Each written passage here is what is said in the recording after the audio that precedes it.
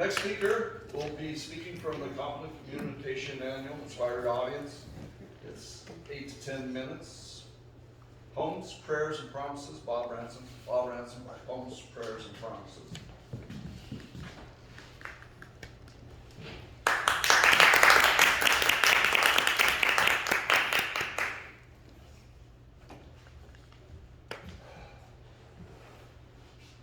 In 1978, on a freezing mid-December afternoon, I found myself stranded, literally stuck on the frozen, windswept plains of southeastern Colorado.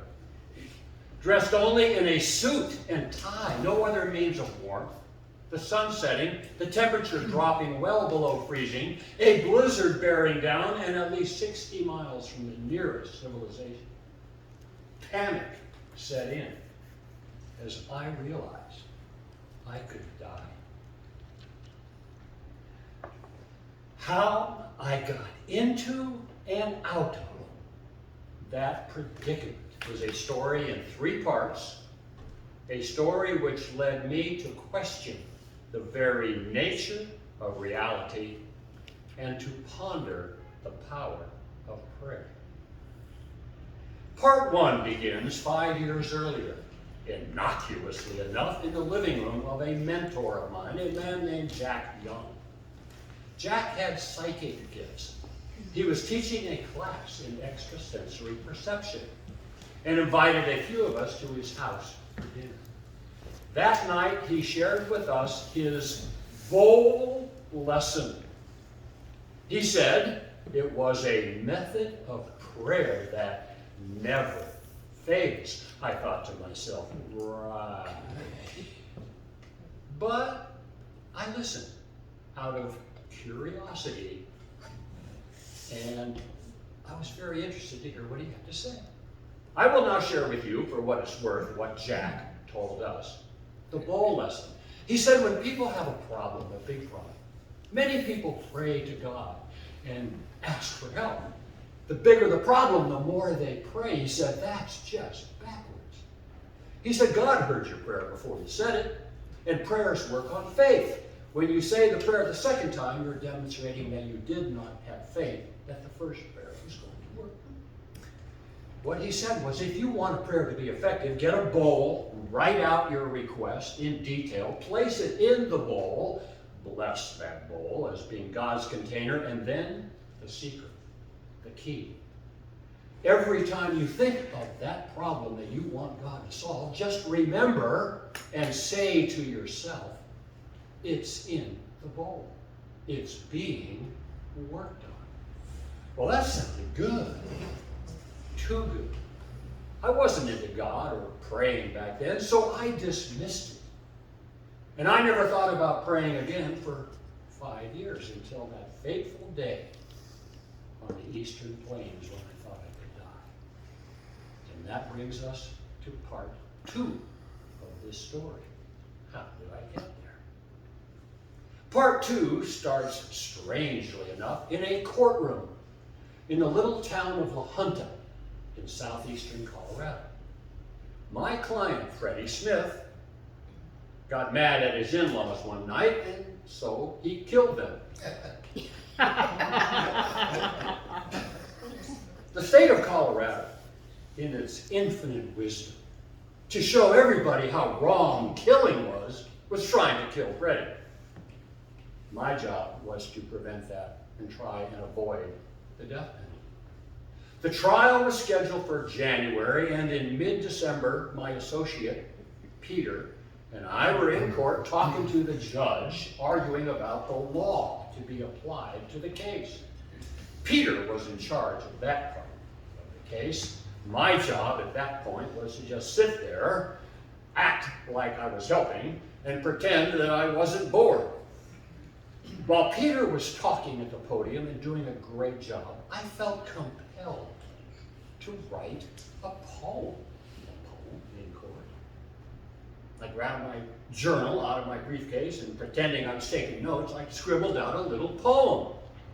I read it, and I thought, there is a piece of trash. That is one for the trash heap. And I closed my journal. Just as I did, the judge said, surprisingly, "Gentlemen, I am going to grant your remaining request. There is no need to be here this afternoon or tomorrow. Court is adjourned." I figured he was going fishing, but in any event, I looked at Peter and I said, "Peter, we're free.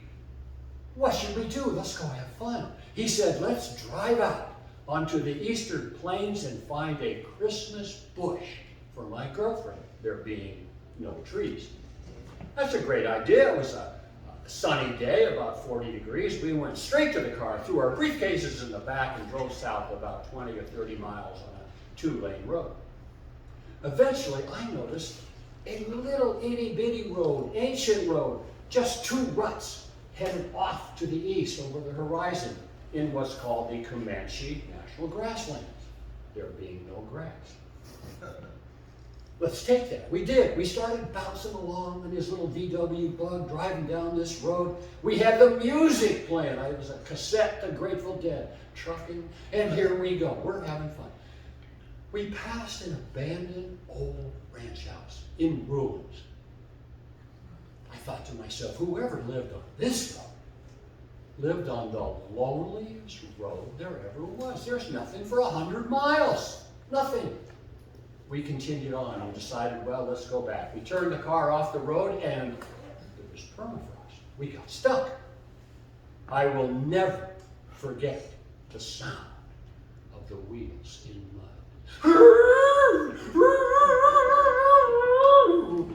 We were going nowhere. But we thought, let's hike back to the road. We can get there hopefully before dark. We'll hitch a ride to town, come back tomorrow with a tow truck and pull the car out. So we started hiking. And then we came to that abandoned farmhouse. And I had a brilliant idea. We got planks of wood. We hauled that wood back to the car. We jacked up the car. We put the wood under the car. Peter got behind the wheel, turned it on. The music started blaring again. On the road again. And we were stucker than stuck.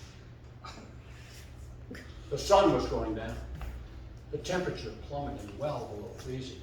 Snowflakes were starting to fall. There was a blizzard bearing down upon us, and I was scared. And that's when I thought of Jack's goals. Who, me, pray? You bet. I thought, okay, I didn't have a goal. I mentally created one. I mentally got a piece of paper and wrote down my prayer. Dear God, please help. And I placed it mentally in my bowl. At that moment, we heard a sound. We looked to the east. There was, what's that coming over the horizon? It's a truck. It pulled up next to us. It was a perfect Standard Oil tow truck. The driver got out. You boys need help? Yep. And that brings us to part 3. On the ride back to La Junta, my mind was spinning like wheels in mud. Jack's prayer, his promise. He promised us. I remember him distinctly saying, I promise you, if you use this prayer, it will not fail. The truck appearing right at that moment, what's going on here? And then I remembered the poem that I had written in court while Peter was talking, not having any idea that we would be anywhere other than in a courtroom. I reached in the back seat and I grabbed my journal and I opened it up and I retrieved the following poem from the trash. A lonely road stretches through desert sand. There's trouble ahead. We'll seek a helping hand.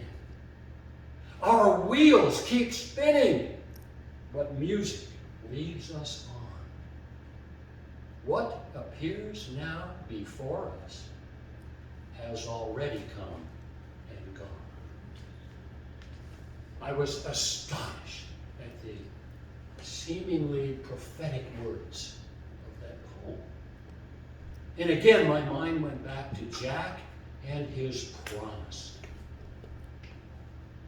Was that truck the luck of the truck? Was it a coincidence?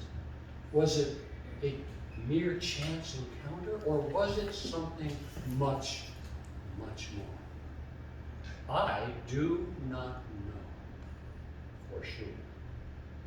But I do know the moment I read that poem was the moment I began to question the nature of reality and to ponder the power and promise of prayer. Mr. Toastmaster.